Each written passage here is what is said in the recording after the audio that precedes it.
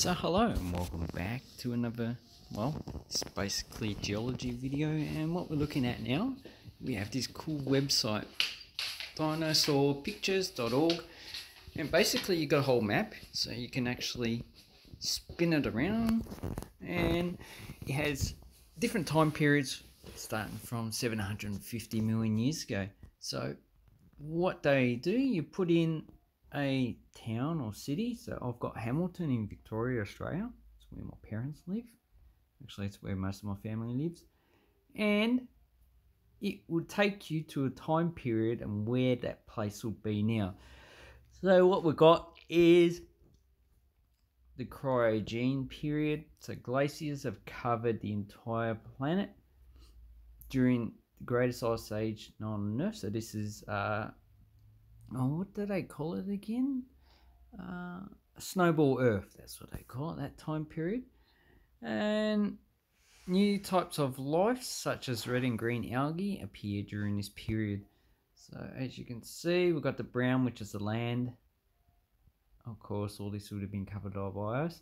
So Hamilton, or Hamo Hole, is basically in the ocean. And it looks like deep ocean, so go away, Elon Musk. So we've got dark blue, which would be deep ocean, and we've got light blue, which would be shallow ocean. And if it gets a bit greener, it would be pretty much very shallow, which I don't see there. So let's go to the next period, 600 million years ago. And we can see that the places changed again. So this is Ediacaran period, and the Ediacaran mountains will be in between the dark and the light blue, so the Flinders Ranges. Life is evolving in seas, and multicellular life is just beginning to emerge. The Pannotia supercontinent is a major landmass.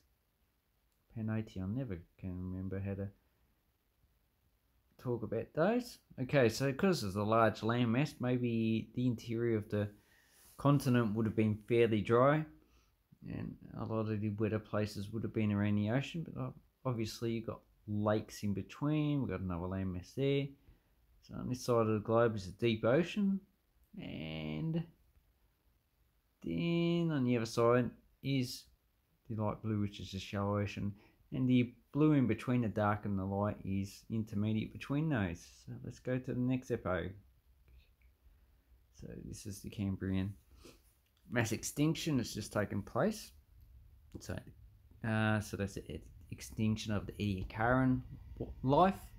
Afterwards, a fossil record shows dramatic expansion of animal life in the seas, known as the Cambrian explosion. So this is the start of it. What I've seen is that my place is actually becoming a lot shallower in the water, so more continental shelf than continental slope or even deep ocean, abyssal plain. And animals are beginning to evolve shells and exoskeletons. So talk about crustaceans and bivalves. So let's go to 500 million years ago, late Cambrian. And yep, as you can see, it's a lot shallower. Oh, no, it's still in between, but we have tectonic plates that are back arc basins producing probably coral reefs in that area. Okay, so following dramatic expansion of animals, diversity in the sea, the forms or some animals show ancestry in modern forms: jawless fish, ostracoderms, and the first vertebrates appear. So that's what happened in that period, and obviously we still have the large landmass that we talked about earlier, but we do have some smaller land masses that are broken away. And this is what, the United States? Yeah, it looks like it. And you got Texas there, definitely. And Canada. And this is It looks like Siberia. That is what? Oh, that's Europe. And my place is pretty much most of Australia is still in the ocean. Ah, well. So let's go to the next time period. 470, Ordovician. The seas are diverse and the first coral reefs emerge. Algae is the only multicellular plant, and there is still no complex life on land. Oh, I'm a bit tired, I think. And once again, we still have those islands. So that's what? What's that? Oh yeah, that's only 30 million years. But it is coming a lot shallower. So that's very interesting. We still have that supercontinent. We still have the other continents that are just hanging around the place. So most of the planet is just a big ocean. And let's go to another 20 million years. And I think I'm going to skip over a few epochs. Probably go to the Cambrian or something. No, not Cambrian, Carboniferous. As you can see, it's actually becoming a lot shallower. So land mass is approaching. And yeah, it's just the same as before. Mass extinction is about to take place 450 million years ago. So let's go to the next one. So this is after the Silurian period, after the mass extinction. And we have moved on to shallower continental shelf. Okay, the mass extinction took place, wiped out nearly half of marine invertebrate species. First land plants emerge, starting at the edge of the ocean. And that's where the Yei fossil deposits actually come, because they have the first plants there. Yeah, but that's mainly been exhausted. If you go there, it's just broken up material, so you won't find anything there these days. Plants evolve vascularity, the ability to transfer water and nutrients through the tissue. Ocean life becomes larger and more complex, and some creatures venture out into reefs and onto land. Yeah, the ammonoids are expanding quite rapidly. Trilobites have died back in their diversity. Okay, let's go to, how many have we got? I see you got quite a lot. So we'll go, I think this might be the Permian. Okay, we're in the Permian now. And, oh, look at that. One place has actually become land, and Australia is starting to form the area that we see now. Okay, and land masses emerge, form the supercontinent Pangaea. Extreme conditions such as polar ice caps, deserts limit the extent of land plant life, but amphibious tetrapods and reptiles diversify where plants grew. Oceans teem with fish and invertebrate life. So yeah, it's quite nice. So this is Pangaea, and we seem to have a lot more land than what we've seen before.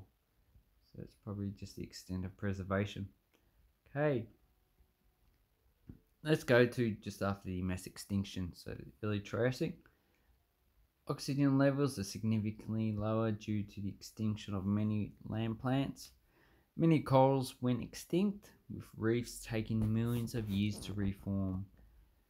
Small ancestors of birds, mammals, and dinosaurs evolved on the Pangaean continent. So, and once again, Australia is actually fully emerged as just a large continent. So, go away that. Yeah, so Australia has fully formed, and now it just needs to be eroded. So all the continental crust has been accreted to the continent. So let's go to 150 million years ago. So it's the late Jurassic.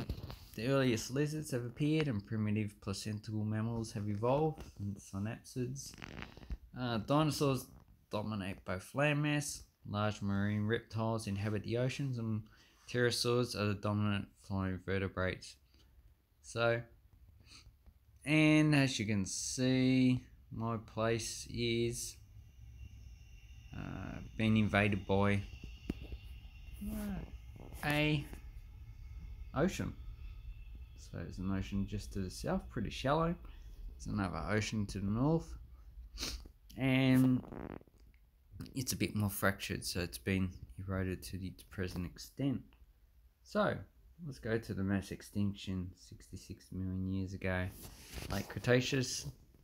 Mass extinction occurred, leading to the extinction of dinosaurs, many marine reptiles, and flying reptiles, the pterosaurs, many marine invertebrates, and other species. Scientists believe the extinction was caused by asteroid impacts in present-day Yucatan Peninsula. So that's where the iridium comes in. And, oh yeah, there we go. Australia is pretty much formed its present shape. There's some anomalies. Hamilton's are pretty much a landmass, and from here on in it should pretty much be fairly similar. So here we go in the mid-tertiary. I think they use the tertiary anymore. So 35, probably Oligocene. Mammals have evolved from small simple forms to diverse groups. Primates, cetaceans, so dolphins and whales. Other groups evolve. Eurythmials and deciduous plants become more common.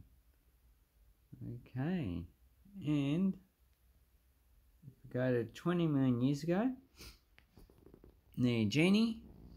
So this is a Miocene epoch.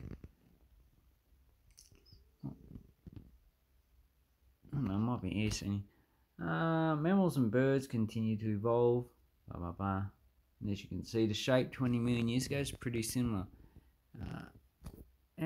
But where is when Australia? I think 35 million years ago is when Australia broke off to Antarctica. So we go to 50, and yeah, so it's hard to tell. It doesn't say which is the northern and southern hemisphere. Anyway, this should be roughly southern hemisphere. And Victoria, Australia has broken off from Antarctica. And as you can see, a lot of Antarctica is ocean. It's not all landmass. So the Antarctic Ocean hasn't formed yet. But let me go back to 90 million years ago. See what happened there. Oh yeah, as you can see, Australia is closer to Antarctica, and Victoria is. Hamilton is pretty much in the ocean, and based on the maps, not on the dot, because the dot is actually self-warnable. So anyway, I hope you enjoy this pretty much information session on a beautiful dinosaur picture. You can put in the closest place to you, or even your own city, and have an awesome go with having fun. Bye.